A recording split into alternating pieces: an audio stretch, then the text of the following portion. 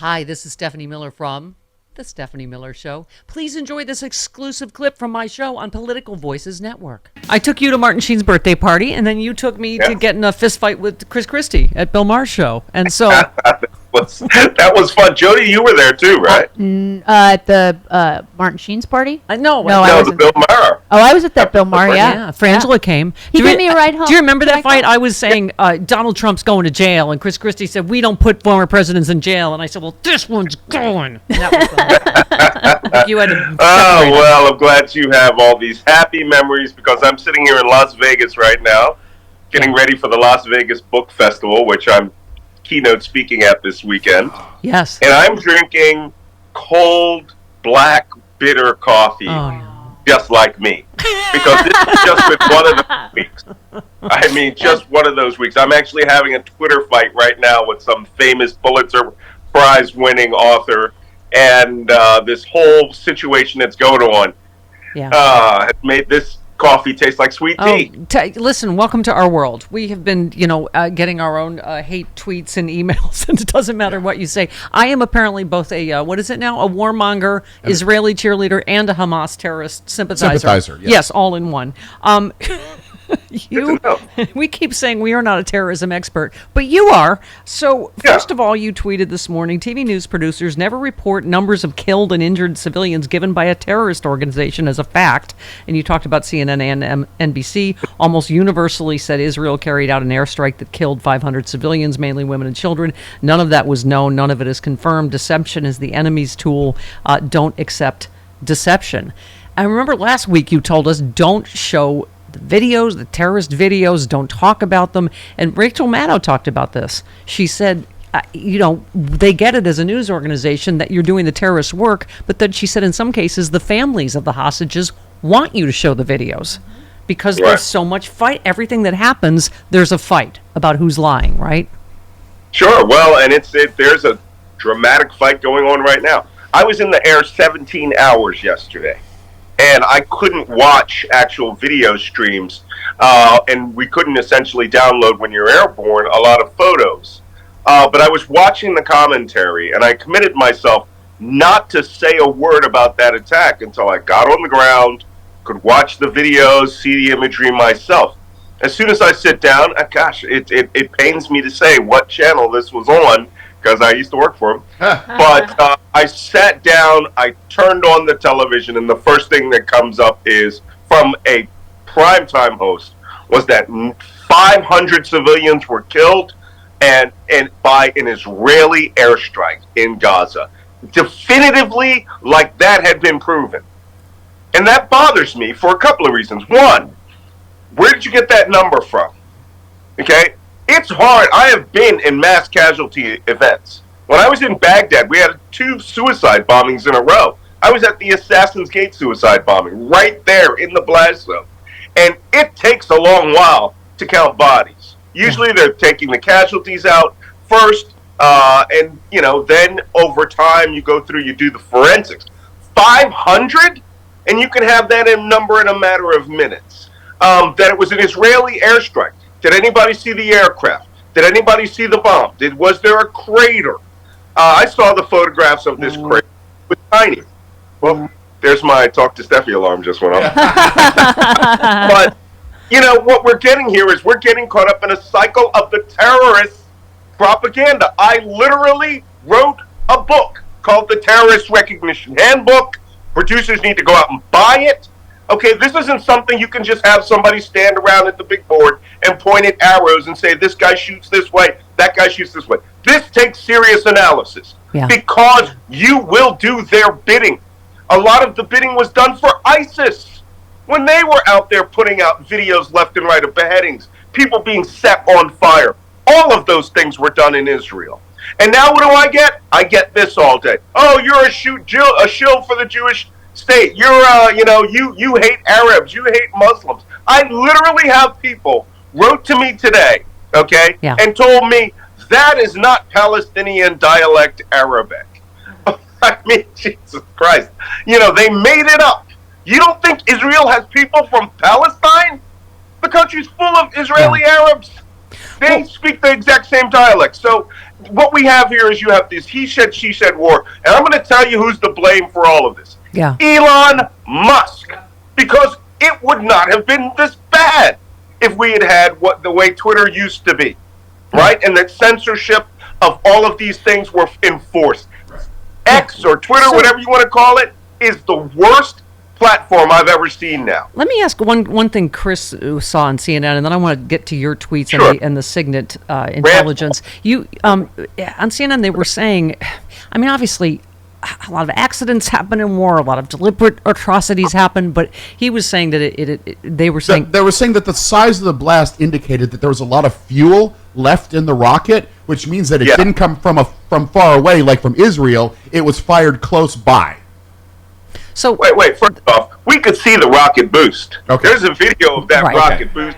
Right. Then it malfunctions midair. The long-range rockets they try to hit Tel Aviv with are two-stage rockets. These are essentially pipes welded together. Right. They got pretty good quality control, but they do fail. Hundreds have fallen into Gaza. I've seen now the video and the real-time imagery of the parking lot. What you saw on fire were the cars that were in the parking lot. The blast hole, the hole that rocket actually made, was not more than a foot, maybe a foot and a half diameter. I really wish I could show you some of the videos I had from Ukraine, where I had an 18 to 20 foot wide hole that was 15 feet deep that missed my headquarters by 100 meters when we were attacked by a battlefield ballistic rocket. Believe me, when those things hit, you know it. Israeli JDAM, a HIMARS rocket, it doesn't matter what you hit. When you hit, you're going to get blasted by high explosives. That means high order and effect explosives.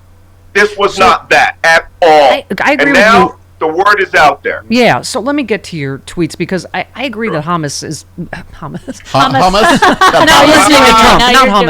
Hamas has no credibility. They're a terrorist organization. I think I'm just not a fan of Netanyahu, and I think Israel has lost some credibility under his quote-unquote leadership. But so the tweet was the spokesman for the Israeli Defense Force announced they had intelligence which confirms the explosion and subsequent fire at the hospital.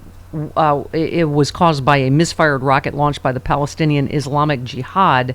And then we have a recording of Hamas militants that proves the Palestinian Islamic Jihad is behind the strike on the hospital in Gaza. What you tweeted, and why don't you explain for people, because we're all late people. You said analysis. I wore headphones for the NSA for nearly 2 decades. The Signet, Signals Intelligence, is a telephone voice intercept between two individuals. It's the exact conversation called hot copy any Signet team would have been furiously searching for because we know senior terrorists must be discussing it. But for Israel to release this raw Signet shows how serious the damage the explosion has done to its narrative of professionalism. So... Explain that about the recording. There's an audio recording of two guys talking.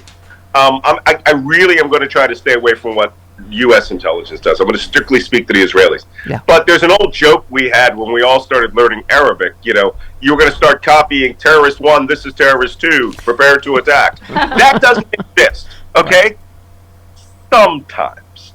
But what you generally do try to find is incidental information that must exist within a conversation. So we are all having a conversation about this rocket attack. Hamas is having conversations about that rocket attack. Palestinian Islamic Jihad are probably sweeping the launch site and showing they never fired a rocket. These things are all intelligence collectible. Signals intelligence, SIGINT, is what Israel collected. Now, because they have been blasting Hamas doesn't care about telephone towers. Usually these kind of phone calls are between husbands and wives, not usually between bros, combat bros.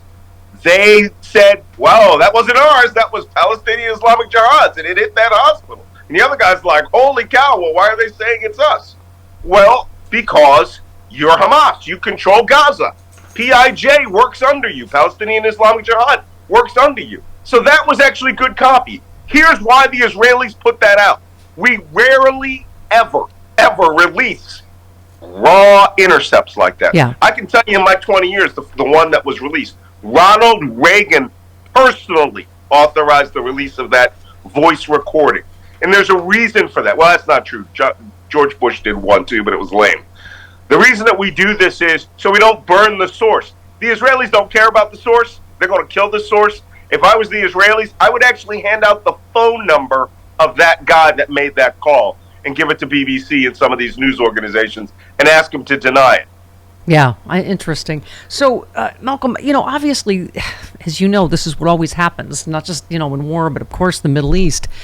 The initial thing, I got into the Twitter fight, unfortunately, over, babies being beheaded. Right? Because, obviously the President of the United States said it. Representative Dan Goldman, who was there, said it.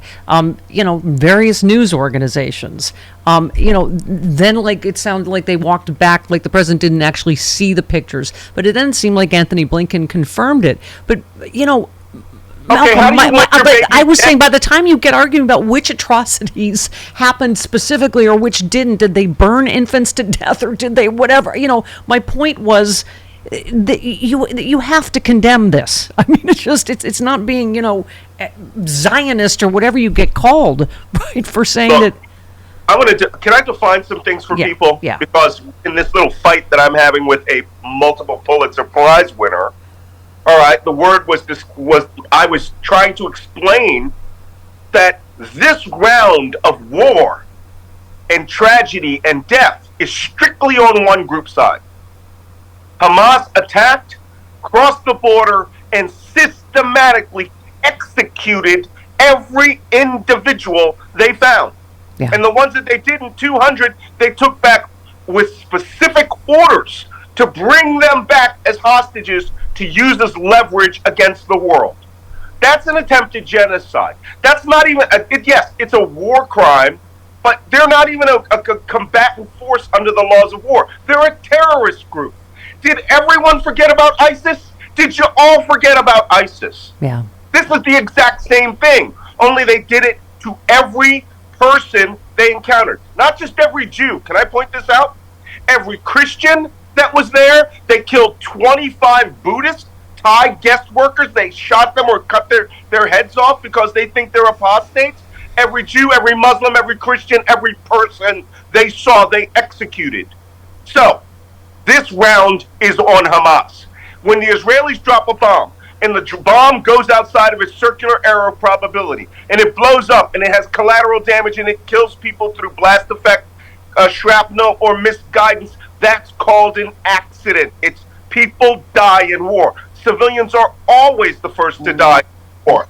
But specifically went there to kill those people. Yeah. Man, woman, child. 1,400 of them executed by hand. Yeah. So, now that we have the term set, okay, now people should start discussing this. And I have people literally arguing, well, this has been going on a long time. Yes, since 6 BC, when the Romans occupied Judea under Emperor Augustus. So keep drawing all the lines you want, but this one's on Hamas. Oh, hi. I'm here with sexy liberal John Fugelsang wearing my Los Angeles sexy liberal shirt. Oh, my God. We have an LA show coming up October 21st. But how else could you see it, John? How else could you see it? I'm so glad you asked. For a limited time, you can see the show live via pay-per-view if you go to sexyliberal.com. All the laughs, you'll miss nothing. I can stream it from all around the world? All around the world, in your car, while you're driving. Watch it at home. Sexyliberal.com, yeah.